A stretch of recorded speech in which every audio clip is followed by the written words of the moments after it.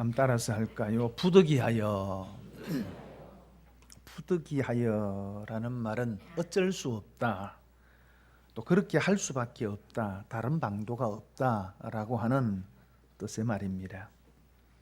며칠 전 뉴스 보니까 우병우 전 청와대 수석이 검찰 조사를 받고 나와 승용차를 타고 가리할 때에 검찰 수사관들이 나와서 휴대전화를 압수를 했습니다. 그러면서 검찰은 이렇게 이야기했습니다.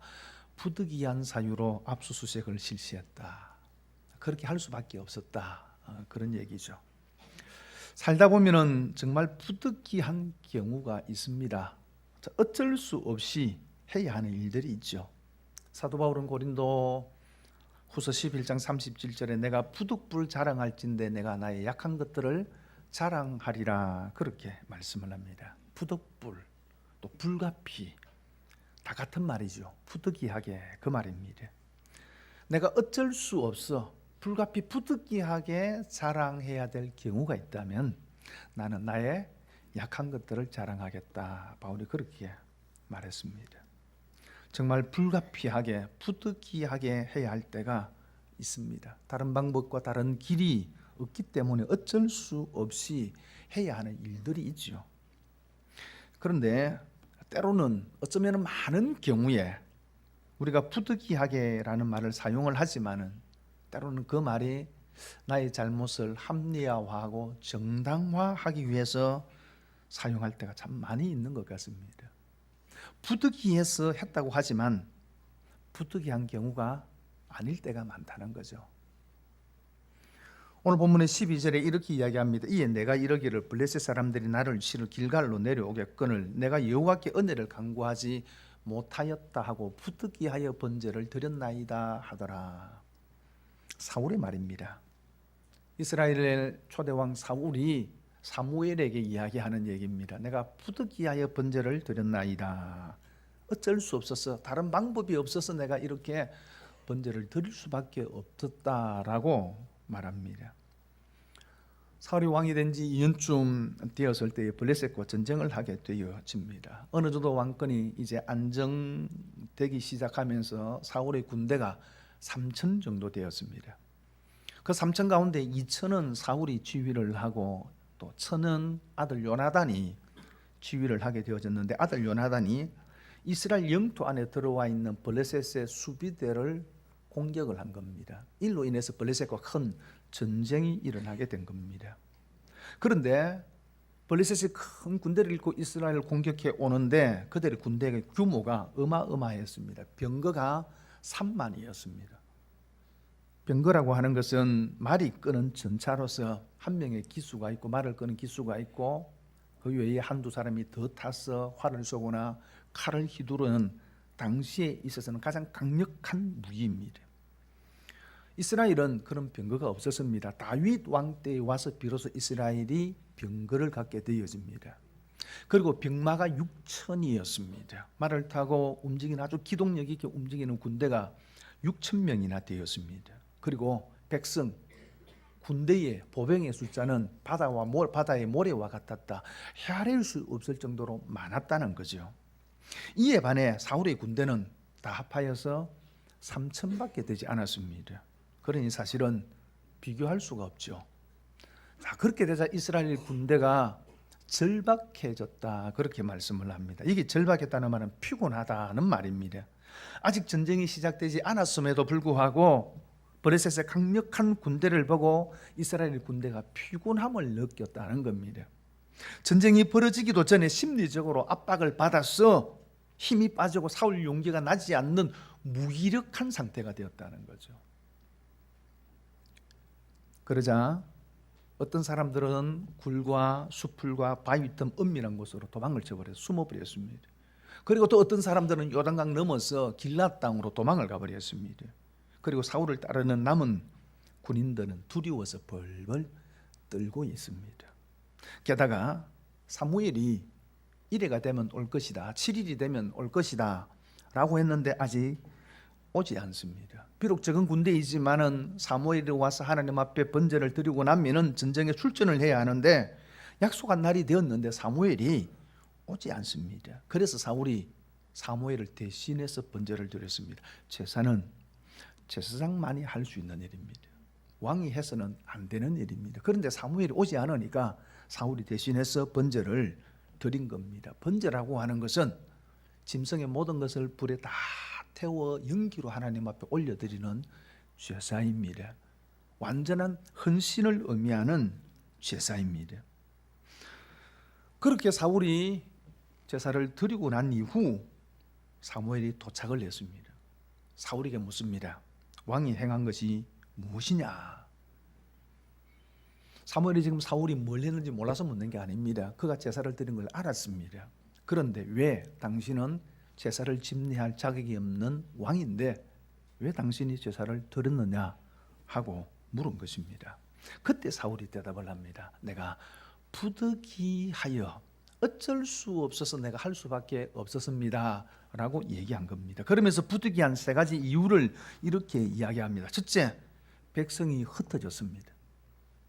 블레셋의 병거와 마병, 강력한 그 군대를 보고 겁을 먹고서 백성들이 두려워서 도망가 버렸습니다 라고 대답을 했습니다. 맞는 말입니까? 틀린 말입니까? 제가 앞에 다 이야기했습니다. 맞는 말입니까? 틀린 말입니까? 맞는 말이지요. 두 번째, 사무엘이 정한 날 오지 않았습니다라고 했습니다. 맞는 말입니까? 틀린 말입니까? 어느 정도는 맞는 말이에요, 이것도. 그리고 세 번째, 블레셋 사람은 믹마스에 모여서 진을 치고 있는 건 내가 봤습니다. 사울이 블레셋의 군대를 보았다라는 거죠. 이게 맞는 말입니까? 틀린 말입니까? 맞는 말이잖아요. 그러면 정말로 사울이 말하는 것처럼 부득이하게 어쩔 수 없어서 그가 사무엘을 대신해서 제사를 드린 거예요. 그런데 사무엘은 사울을 무섭게 책망합니다. 13절에 보니까 사무엘이 사울에게 이르되 왕이 망령되이 행하였도다. 왕이 왕의 하나님 여호와께서 왕에게 내리신 명령을 지키지 아니하였도다. 그리하였더라면 여호와께서 이스라엘 위에 왕의 나라를 영원히 세우실 것이거늘. 그렇게 이야기합니다. 왕이 여호와의 명령, 하나님의 명령을 거역했다라고 지적을 합니다. 그리고 14절에 지금은 왕의 나라가 길지 못할 것이라 여호와께서 왕에게 명령하신 바를 왕이 지키지 아니하였으므로 여호와께서 그의 마음에 맞는 사람을 구하여 여호와께서 그를 그의 백성의 지도자로 삼으셨느니라. 그렇게 말씀을 합니다. 하나님께서 사울을 대신하여 하나님의 마음에 맞는 사람을 왕으로 세우시겠다는 겁니다. 사울의 왕권이 아들 요나단에게 계승되지 않을 것이라는 겁니다. 아니, 사울은 부득이하다고 했는데 어쩔 수 없어서 한 일인데, 근데 하나님 보실 때는 뭐라고요? 부득이한 경우가 아니라는 거죠. 다시 말하면은 바울은 부득이하게 사울이 부득이했었다라고 이야기하지만 그것은 사울의 자기 합리화이고 핑계이고 변명에 불과했다는 것입니다. 부득이한 경우가 아니다라는 거죠. 사울의 문제가 뭘까요? 첫 번째, 한번 따라할까요? 하나님의 명령을 지키지 않았다. 13절 말씀을 다시 보면 사무엘이 사울에게 이르되 왕이 망령되이 행하였도다. 왕이 왕의 하나님 여호와의 명령을, 왕에게 내리신 명령을 지키지 아니하였도다. 그렇게 말씀을 합니다. 망령되이 행했다라고 책망을 합니다. 이게 망령되이 행했다는 것은 영적으로나 도덕적으로 어리석은 행위를 한 것에 대해서 묘사하는 내용 말입니다. 다윗이 그의 인생의 말년쯤 되어져서 자신의 군대가 얼마나 강력한지 알고 싶어서 군대의 숫자를 계수를 합니다. 그 일을 두고서 하나님께서 네가 망령되이 행했다 이렇게 책망을 하십니다.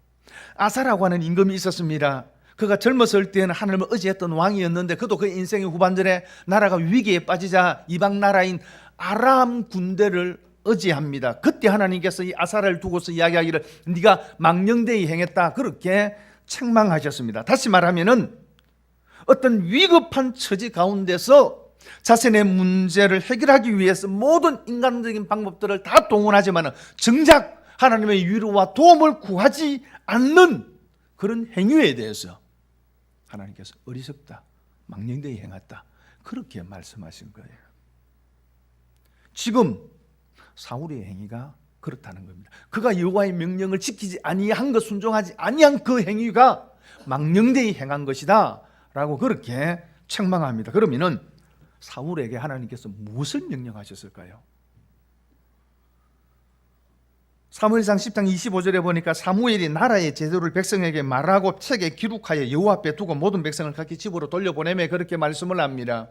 사울이 제비를 뽑아서 이스라엘의 왕으로 공개적으로 하나님께서 드러나게 하시고 왕으로 세운 이후에 사무엘이 나라의 제도를 백성에게 이야기를 합니다. 어떤 왕정 제도가 어떤 것이고 이스라엘의 왕은 어떤 역할을 해야 되는지를 말했다는 겁니다. 그것을 책에 기록하겠다는 거죠. 그럼 그 내용이 뭘까요? 아마도 나라의 제도라는 것이 신명기 17장에 15절에서 17까지의 내용을 하나님께서 말씀하고 있습니다. 그 내용의 가장 중요한 내용이 뭐냐 그러면은 이스라엘의 왕은 병마를 많이 두지 말아라. 그리고 병마를 많이 두기 위해서 애굽으로 내려가지 말라. 그렇게 하나님께서 경고하고 있습니다. 다시 말하면은 이스라엘의 왕은 군대의 힘을 의지하거나 애굽의 힘을 의지하지 말라라는 것입니다. 여러분, 이스라엘은 하나님의 보호와 그리고 하나님의 인도가 약속되어져 있는 민족입니다. 그러므로 이스라엘의 왕은 그의 시선을 아무리 힘들고 어려워도 이스라엘의 왕은 그의 시선을 하나님에게 맞추어야 했습니다. 아무리 애굽이 강해 보인다 할지라도 그 애굽에 그의 마음을 쏟는 것이 아니라 온 세상을 주관하시고 다스리시는 하나님께 마음을 맞추고 시선을 맞추고 그 하나님의 도움을 구하는 것이 이스라엘 왕에게 있어서 가장 중요한 것이라는 거죠. 여러분, 고대 이스라엘 주변의 지역의 왕들은 곧 신입니다. 그러나 이스라엘의 왕은 하나님에게 종속되어진 왕입니다. 그 시대 그 주변의 왕들은 자기가 원하는 것이 있다면 무엇이든지 빼앗고 취할 수 있는 왕입니다. 그러나 이스라엘의 왕은 선지자들을 통해서 하나님의 말씀을 듣는 왕입니다. 그리고 그 하나님의 말씀에 절대적으로 순종하고 하나님을 의지하는 것이 이스라엘의 왕입니다. 근데 사울이 그러지 않았다는 거예요. 여러분, 한번 생각을 해볼까요? 사무엘이 지금 블레셋의 공격을 눈앞에 두고 나라가 위급한 가운데 있는데 왜 사무엘은 곧장 사울에게 와서 사울에게 조언하지 아니하고 사울에게 7일을 기다리게 했을까요? 그럼 사울은 그 7일을 기다리면서 얼마나 마음이 조마자하면서 기다렸겠습니까?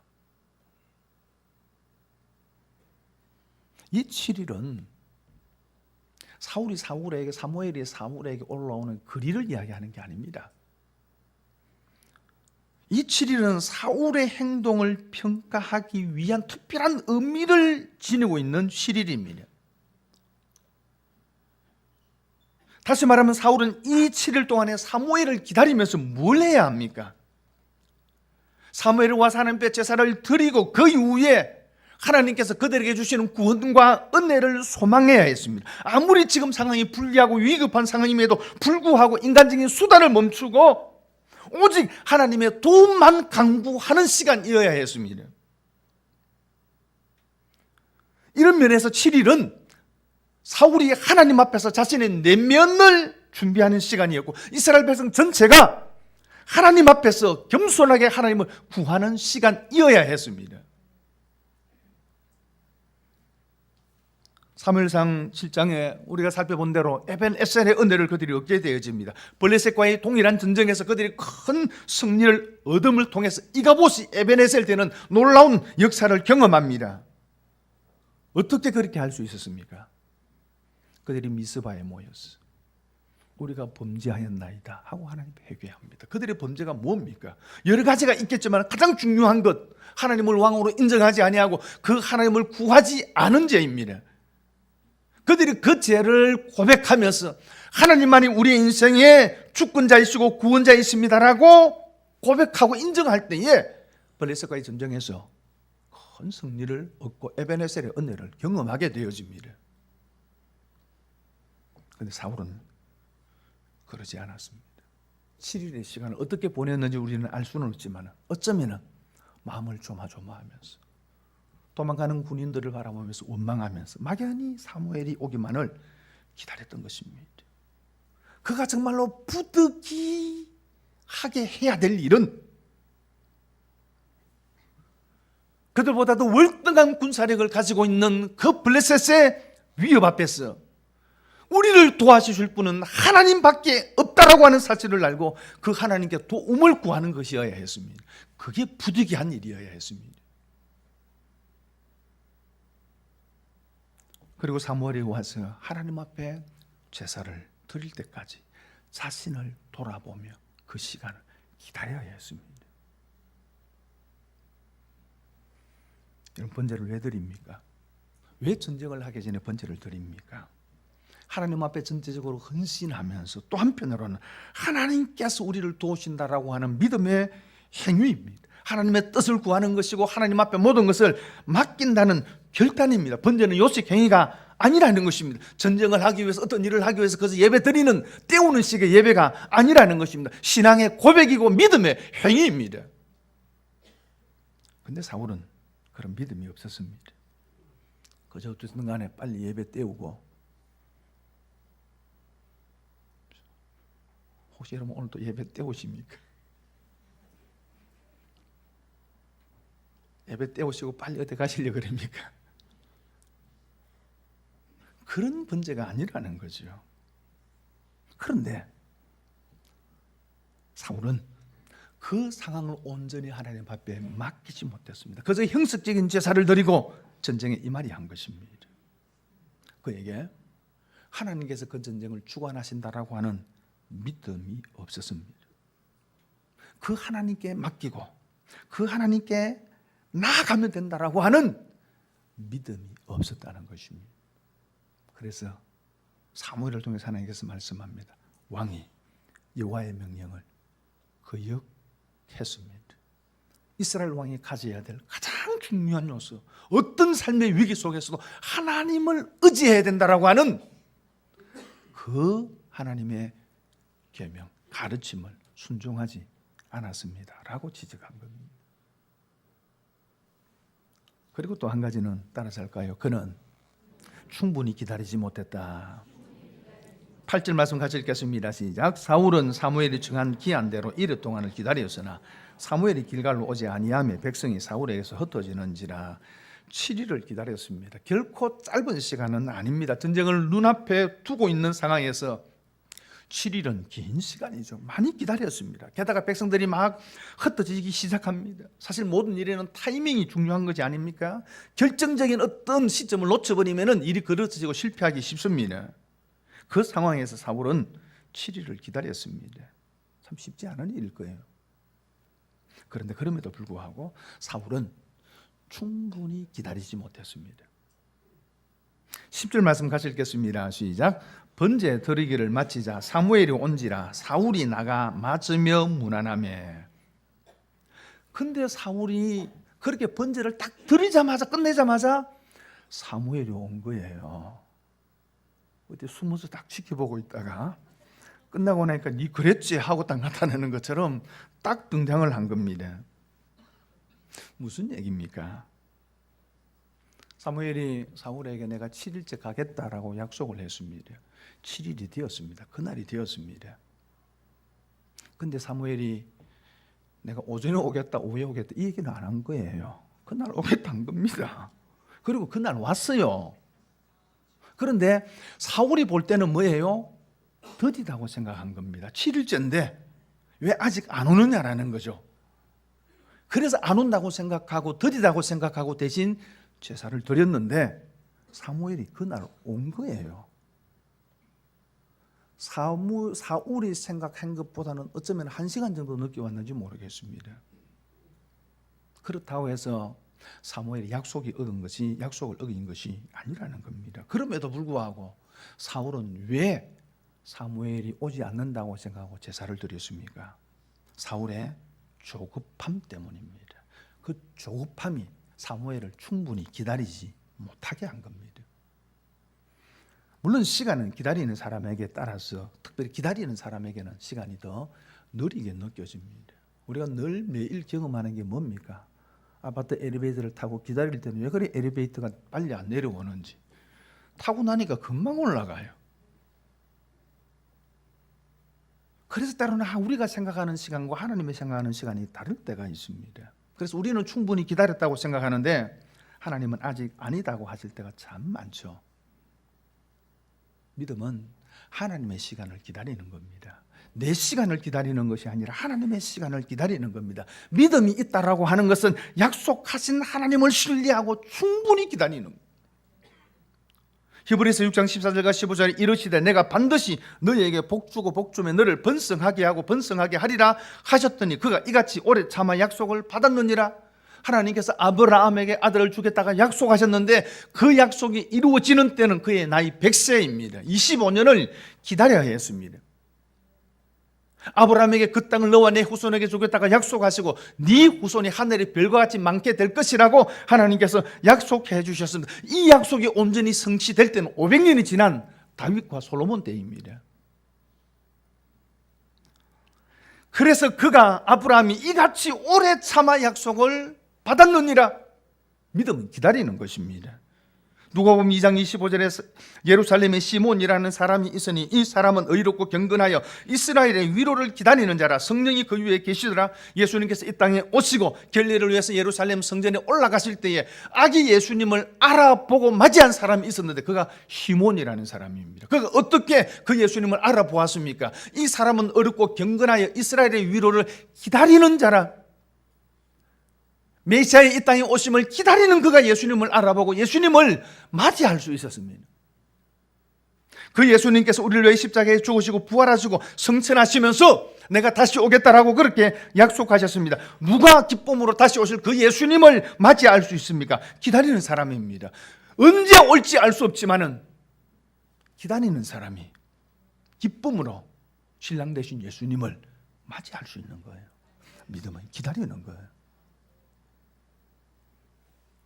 그런데 우리에게는 조급함이 있습니다. 잘 기다리지 못합니다. 충분히 기다리지 못하고 낙담해버립니다. 특히 우리나라 사람 기다리는 것이 많이 약하잖아요. 그죠? 횡단보도 건널 때 보십시오. 한 1, 2초만 더 기다리면 되는데 한 3초 남겨두고 전부 다 인도에서 다 도로로 다 내려옵니다. 그래서 막 바퀴라 내가 막 솟아가지고 건너갈 거다 이런 마음이에요. 자판기 커피를 뽑을 때도 어떤 분은 보십시오. 손을 넣어서 컵을 잡고 있어요. 길어도 10초인데 그러다가 손 대이고 그러잖아요. 이런 글이 있습니다. 엘리베이터를 탔을 때 닫는 스위치를 누르기 전에 3초만 기다리자. 정말 바쁜 누군가가 오고 있을지도 모른다. 출발 신호가 떨어져 앞차가 서 있어도 불평하지 말고 3초만 기다리자. 그 사람은 인생의 중요한 기로에서 갈등하고 있었는지 모른다. 내 차 앞으로 끼어드는 차가 있으면 3초만 기다려. 서서 기다리자. 그 사람의 아내가 정말 아플지도 모른다. 친구와 헤어질 때 그의 뒷모습을 3초만 보고 있어주자. 혹시 그놈이 가다가 뒤를 돌아봤을 때 웃어줄 수 있도록. 길을 가다가 아니면 뉴스에서 불행을 맞은 사람을 보면 잠시 눈을 감고 3초만 그를 위해서 기도하자. 언젠가 그들이 나를 위해 기꺼이 그렇게 할지 모른다. 정말 화가 나서 참을 수 없을 때라도 3초만 고개를 들어 하늘을 보자. 내가 화낼 일이 보잘것없지 않은가. 차창 밖으로 고개를 내밀다 한 아이의 눈이 마주쳤을 때 3초만 그 아이에게 손을 흔들어 주자. 그 아이가 크면 분명히 내 아이에게도 그리할 것이다. 우리나라 사람들이 잘 그렇게 하지 못한다는 거죠. 일본의 전조전국 시대에 천하를 주름잡던 세 인물이 있었습니다. 오노 노부가나라는 사람, 도요토미 히데요시 임진왜란을 일으킨 사람이고요. 도쿠가와 이에야스입니다.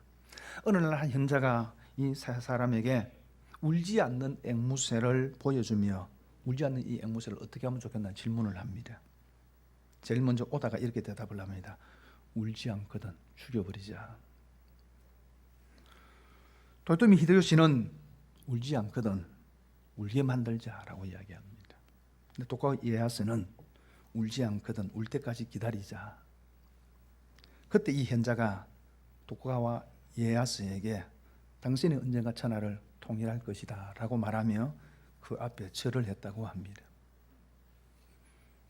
결국 도쿠가와 이에야스가 결국은 일본을 통일합니다. 기다리는 자가 천하를 얻는다는 말이죠. 세상에서도 기다림이 대단히 중요합니다.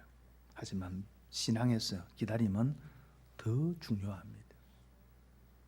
기다릴 줄 아는 사람은 하나님을 신뢰하는 사람입니다.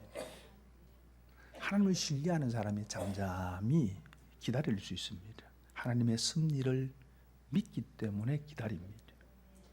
하나님의 통치를 믿기 때문에 기다립니다.